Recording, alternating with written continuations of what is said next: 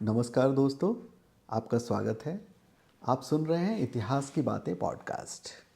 ये है episode number 3। मैं आपका दोस्त सुरेंद्र। दोस्तों, इस एपिसोड में हम प्राचीन भारतीय इतिहास को समझने के लिए उपयोग किए जाने वाले विभिन्न स्रोतों पर चर्चा करेंगे। हम जानेंगे कि कैसे साहित्यिक ग्रंथ, पुरातात्विक अवशेष, शिलालेख, सिक्के और वैज्ञानिक तकनीकें हमें हमारे अतीत की सटीक और गहन जानकारी प्रदान करती हैं।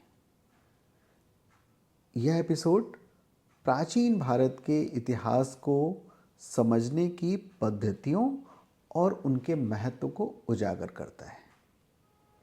दोस्तों, इस यात्रा को रोमांचक बनाने के लिए मैं कुछ सवालों से शुरुआत करूंगा।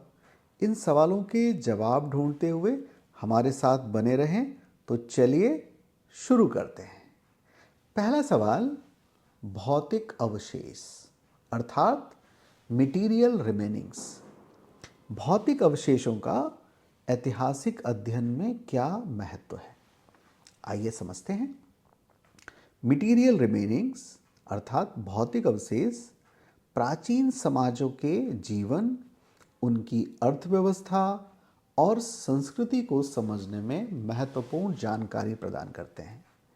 इनमें भवनें, मकान, किलों, मंदिरों और कब्रों के अवशेष शामिल हैं। ये अवशेष हमें यह समझने में मदद करते हैं कि प्राचीन समाज कैसे रहते थे, उनके जीवन की दिनचर्या क्या थी और उनके पास कौन कौन सी तकनीकें थी। तो ये था भौतिक अवशेष के बारे में, मटीरियल थिंग्स, जो हमें ऐतिहासिक अध्ययन में महत्वपूर्ण हमारे लिए स्रोत होते हैं। तो इसमें क्या आएंगे? भवन, मकान, किले, मंदिर, कब्र इत्यादि। और ये हमें क्या जानकारी देते हैं? ये देते हैं प्राचीन समाज के लोग कैसे रहते थे, उनकी जीवन की दिनचर्या क्या थी और उनके पास कौन कौन सी तकनीक यानी कि टेक्नोलॉजी थी। तो दोस्तों, अगले सवाल पे चलते हैं। अगला सवाल है, सिक्कों का अध्ययन कैसे किया जाता है और उनका क्या महत्व है। सिक्कों यानी कि कॉइन्स। तो कॉइन्स का अध्ययन, जिसे मुद्रा विज्ञान, नुमिस्मैटिक्स कहते हैं, प्राचीन अर्थव्यवस्था, शासन और व्यापार के बारे में महत्वपूर्ण जानकारी प्रदान करता है। सिक्कों पर उत्कीर्ण जो चित्र हैं, प्रतीक हैं और जो लेख हैं, वह हमें उस समय के शासकों, उनके धार्मिक विश्वासों और आर्थिक गतिविधियों के बारे में बताते हैं। उदाहरण के लिए, कुषाण सम्राट कनिष्क के सिक्कों पर बुद्ध के चित्र मिलते हैं, जो उनके बौद्ध धर्म के प्रति झुकाव को दर्शाते हैं। तो सिक्कों का अध्ययन इतिहास की जानकारी के लिए काफ़ी महत्वपूर्ण है, जिसे मुद्रा विज्ञान या नुमिस्मैटिक्स कहते हैं।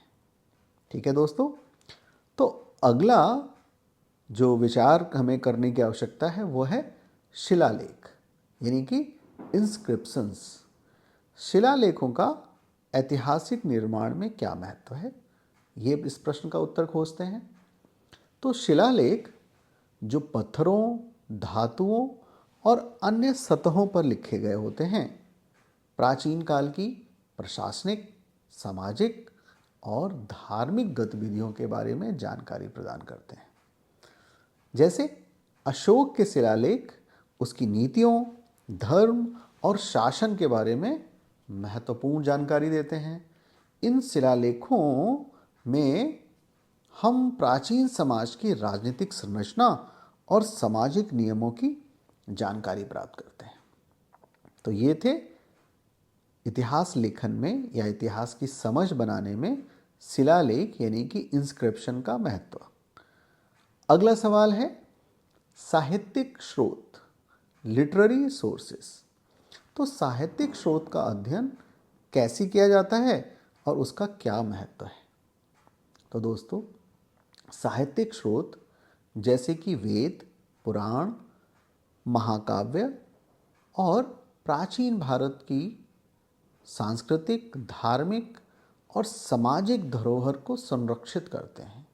इन ग्रंथों का अध्ययन हमें प्राचीन समाज की धार्मिक विश्वासों, सामाजिक संरचनाओं और नैतिक मूल्यों के बारे में जानकारी देता है।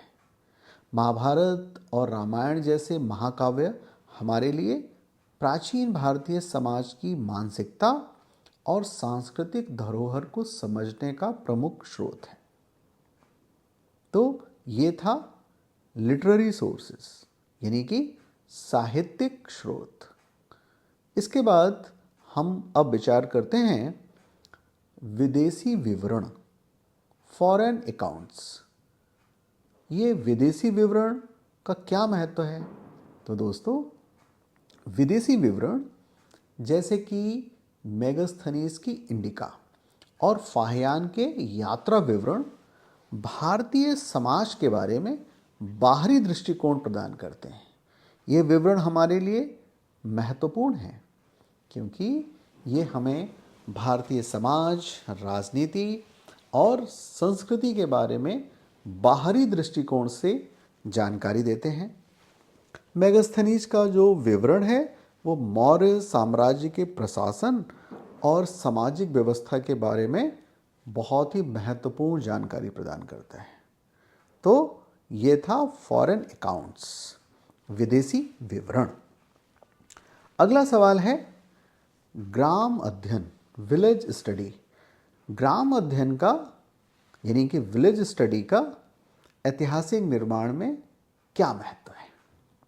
दोस्तों, ग्राम अध्ययन हमें ग्रामीण समाज की संरचना, कृषि की प्रणालियाँ और सामाजिक जीवन के बारे में जानकारी देता है।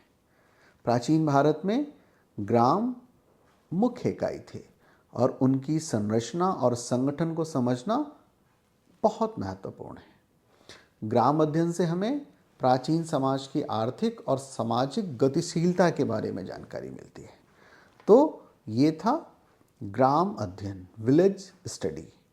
आपको पता है दोस्तों, भारत आज भी बड़ी संख्या में गांव में बसता है। तो ग्राम अध्ययन उस समय की, जिस समय का हम अध्ययन इतिहास में कर रहे हैं, सामाजिक संगठनों को, जो गांव में रहते हैं, सामाजिक प्रणाली को समझने का बहुत ही महत्वपूर्ण स्रोत है। अब हम विचार करते हैं प्राकृतिक विज्ञान।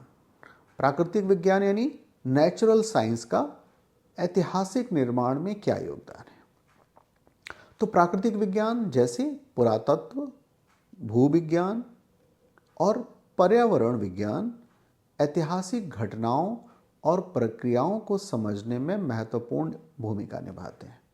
उदाहरण के लिए, पर्यावरणीय परिवर्तन और कृषि पद्धतियों के अध्ययन से हमें प्राचीन समाजों की जीवन शैली और उनकी आर्थिक गतिविधियों के बारे में जानकारी मिलती है। तो ये था प्राकृतिक विज्ञान से इतिहास निर्माण में योगदान। दोस्तों, अगला सवाल है ऐतिहासिक समझ। ये जो हिस्टोरिकल सेंस है, इसका विकास कैसे होता है? तो ऐतिहासिक समझ का विकास प्राचीन स्रोतों के अध्ययन, विश्लेषण और व्याख्या के माध्यम से होता है। यह हमें अतीत की घटनाओं और प्रक्रियाओं को समझने और वर्तमान संदर्भ में उन्हें लागू करने में मदद करता है। दोस्तों, ऐतिहासिक समझ का विकास हमें यह सिखाता है कि कैसे प्राचीन समाजों ने समस्याओं का समाधान किया और उनकी उपलब्धि क्या सीख सकते हैं।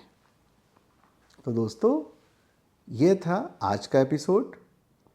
हमारे साथ इस दिलचस्प यात्रा में भाग लेने के लिए बहुत बहुत धन्यवाद। हमारे अगले एपिसोड के लिए बने रहें, जहां हम प्राचीन ज्ञान और अन्य गहराइयों में जाएंगे। हमें सब्सक्राइब करना ना भूलें।